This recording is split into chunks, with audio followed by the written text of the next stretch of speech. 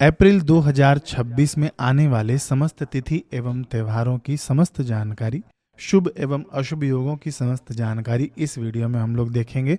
तनिक ये वीडियो बनाने में मुझे विलंब हुआ क्योंकि मैं भी यात्रा पर था बाहर। अब हम लोग 10 अप्रैल से शुरू करेंगे जो भी तिथि त्योहार आ रहे हैं। तो देखिए 10 अप्रैल को कालाष्टमी है और इस दिन रिक्त तिथि भी है। रात्रि के 11:16 से शुरू हो जाएगी रिक्त तिथि और यह सूर्योदय तक रहेगी।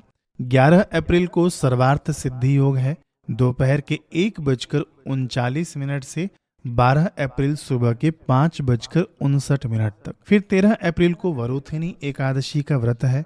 14 अप्रैल को मंगलवार का दिन है। इस दिन मेष संक्रांति है। इस दिन शून्य तिथि भी है और इस दिन त्रिपुष्कर योग भी है। आप लोग समय स्क्रीन पर देखते जाइएगा, मैं यहाँ से समय नहीं बोलूंगा क्योंकि इससे वीडियो बड़ा लंबा हो जाएगा। 15 तारीख को ना बुधवार का दिन है। इस दिन प्रदोष व्रत है और मासिक शिवरात्रि भी है। इस दिन रिक्त तिथि भी है और इस दिन पृथ्वी लोक पर भद्रा भी है। समय आप लोग स्क्रीन पर देख लीजिए।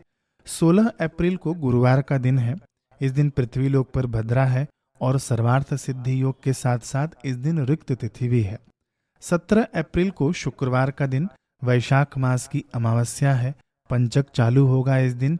इस दिन सर्वार्थ सिद्धि योग है और अमृत सिद्धि योग भी है।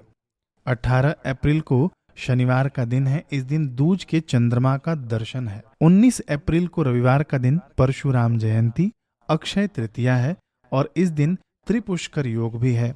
20 अप्रैल को सोमवार का दिन है।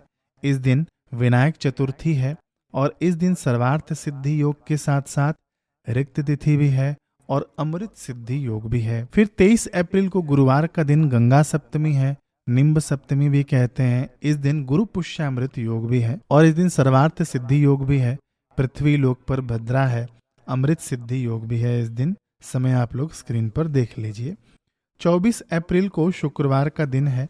मासिक दुर्गाष्टमी और माँ बगलामुखी की जयंती है। पृथ्वी लोक पर भद्रा रहेगी इस दिन और रिक्त तिथि भी है इसी दिन। 25 अप्रैल को शनिवार का दिन है। इस दिन सीता नवमी है। रिक्त तिथि भी रहेगी इस दिन। 27 अप्रैल को सोमवार का दिन, इस दिन मोहिनी एकादशी है। पृथ्वी लोक पर भद्रा रहेगी इस दिन और शून्य तिथि भी इस दिन है। फिर 28 अप्रैल को मंगलवार का दिन है। श्री परशुराम जी द्वादशी है। शून्य तिथि रहेगी इस दिन। त्रिपुष्कर योग भी रहेगा। 29 अप्रैल को बुधवार का दिन है। इस दिन सर्वार्थ सिद्धि योग है और सर्वार्थ सिद्धि योग के साथ साथ रिक्त तिथि भी है। 30 अप्रैल को गुरुवार का दिन है। इस दिन नरसिंह भगवान की जयंती है। इस दिन रिक्त तिथि है। अब तनिक आप लोग जानकारी भी ले लेना कि सर्वार्थ सिद्धि योग क्या है, अमृत सिद्धि योग क्या है, त्रिपुष्कर योग क्या है। तनिक इसके बारे में भी आप लोग सुन लीजिए। सर्वार्थ सिद्धि योग वह होता है ना, इसके अर्थ से ही पता चलता है कि सर्वार्थ सिद्धि यानी सभी अर्थों या कार्यों की सिद्धि के लिए इस योग में हमको कोई भी शुभारंभ करना चाहिए, है ना। जैसे कि गृह प्रवेश हो गया, नया व्यापार हो गया, वाहन हो गई, संपत्ति हो गई। ये सर्वार्थ सिद्धि योग में लेन देन करने से बहुत अच्छा माना गया है। लेकिन इसका भी समय होता है, मैं उसका भी समय आगे बता रहा हूँ। बाकी दूसरी तिथि है रिक्त तिथि। रिक्त तिथि का अर्थ होता है ना खाली, शून्य अथवा तो प्रभावहीन। ठीक है। इन तिथियों के स्वामी उग्र और क्रूर देवता माने गए हैं। इसलिए इन तिथियों में किए गए शुभ कार्यों के, जैसे कि कोई भी मांगलिक कार्य हम लोग करते हैं ना, उसका फल रिक्त रह जाता है, शून्य रह जाता है, उसका कोई फल नहीं मिलता। ठीक है, यानी वह सफल नहीं होता। तो रिक्त तिथि में आप कुछ भी कार्य करने में सावधान रहना।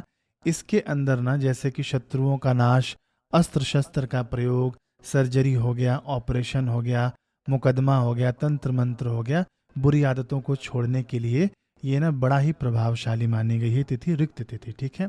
फिर अगली तिथि आती है शून्य तिथि। शून्य यानी इसका भी अर्थ होता है खाली, यानी बिना फल का। तो देखिए ब्रह्मांडीय और चंद्र ऊर्जा का प्रभाव ना कुछ महीनों की विशेष तिथियों पर ऐसा होता है कि इन तिथियों की सारी सकारात्मकताएं नष्ट हो जाती हैं। इन तिथियों पर यदि कोई भी नया कार्य यानी शून्य तिथि पर कोई भी नया कार्य किया जाए, महत्वपूर्ण मांगलिक कार्य किया जाए, जैसे विवाह हो गया, गृह प्रवेश हो गया, मुंडन हो गया, अथवा तो कोई भी शुभ कार्य किया जाता है ना, तो उसमें सफलता नहीं मिलती है। नाम से ही पता चल रहा है शून्य तिथि, तो इसके अंदर भी आप लोग शुभ कार्य करने से बचना। फिर अगला आता है त्रिपुष्कर योग। त्रिपुष्कर योग में ना कोई भी आप लोग कार्य करेंगे ना, उसको 3 बार करना पड़ता है। तो इसके अंदर भी नाम जप करना चाहिए और भी खूब अच्छे अच्छे कार्य करना चाहिए। मैं आपको आगे बताने वाला हूँ। फिर देखिए भद्रा, भद्रा से भी बचना चाहिए। भद्रा जब पृथ्वी पर रहती है तभी वह अशुभ मानी जाती है। वैसे भद्रा का स्थान न स्वर्ग, पाताल और पृथ्वी तीनों जगह पर है, लेकिन स्वर्ग और पाताल से हमको कोई लेना देना नहीं है। पृथ्वी पर जब भद्रा का रहता है तभी उसको अशुभ माना जाता है। तो भद्रा जब पृथ्वी पर है तभी उसका समय मैंने आपको इस वीडियो में दिखा दिया है। अमृत सिद्धि योग पर देखिए, अमृत सिद्धि योग वह योग है ना, अमृत यानी ये क्या है कि अजर अमर करने वाली चीज है। तो इसीलिए अमृत सिद्धि योग में कोई भी शुभारंभ हम लोग करते हैं तो वह कार्य खूब लंबे समय तक फलीभूत होता है, खूब लंबे समय तक टिकता है, खूब लंबे समय तक चलता है। ठीक है, तो ये थी छोटी सी जानकारी। अब आपको स्क्रीन पर दिख जाएगा कि अप्रैल महीने में गृह प्रवेश का मुहूर्त कब कब है। 17 अप्रैल को है, 22 अप्रैल और 30 अप्रैल को है गृह प्रवेश का मुहूर्त। ये बड़ा ही शुभ माना गया है। बाकी 19 अप्रैल जो है ना, अक्षय तृतीया का जो दिन है, वह पूरा दिन शुभ माना गया है। ठीक है ना, इसका भी आप लोग ध्यान रखना, मैं इसके अंदर नहीं बताऊंगा, आप लोग अलग से समझ लेना। 19 अप्रैल पूरा शुभ दिन है, उस दिन पंचांग देखने की आवश्यकता नहीं है आपको। वाहन खरीदने के लिए 1 अप्रैल, 6, 12, 17, 23 और 26 अप्रैल बड़ा ही उपयुक्त माना गया है। यदि आपको कर्जा उतारना है, आपने किसी से कर्जा लिया है, कर्जा चुकाना हो तो इन तिथियों पर आप चुका लेना। मैं आपको स्क्रीन पर दिखा रहा हूँ, 7, 21 है ना, इन 2 तिथियों पर आप लोग चुका लेना कर्जा। ये दोनों ही दिन मंगलवार का दिन पड़ रहा है। ठीक है, मंगल देवता ना ऋण हरता देव माने गए हैं, तो इसलिए और कुछ ऐसा संयोग भी बन रहा है कि आप लोग इस दिन कर्जा चुकाने का यत्न करना, यदि चुकाना हो तो। अब कर्ज कब लेना चाहिए? कर्ज लेने में भी बड़ी सावधानी रखनी चाहिए। यदि किसी अन्य नक्षत्र में ले लीजिए, मान लीजिए आपने त्रिपुष्कर योग में कर्ज ले लिया, तो आपको 3 बार कर्जा लेना पड़ जाता है, ऐसा संयोग बन जाता है।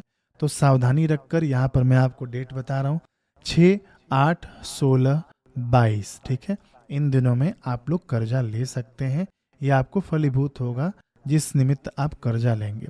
फिर किसी को प्रॉपर्टी खरीदना हो, कई लोग पूछते हैं, है ना, कोई साइन करना हो, रजिस्ट्री आदि करनी हो, तो कौन कौन से दिन अच्छे हैं? 4, 16, 17, 23 और 30 अप्रैल प्रॉपर्टी खरीदने के लिए उपयुक्त माना गया है। बाकी देखिए, आप लोगों ने कई सारे कमेंट किए, कई सारे संदेश भेजे, मैसेज भेजे कि अप्रैल महीने का नहीं आया अभी तक, बना दीजिए। तो मुझे भी बनाना पड़ा समय निकाल कर। इसका आप लोग लाभ लेना, औरों को भी भेजना। हरे कृष्ण।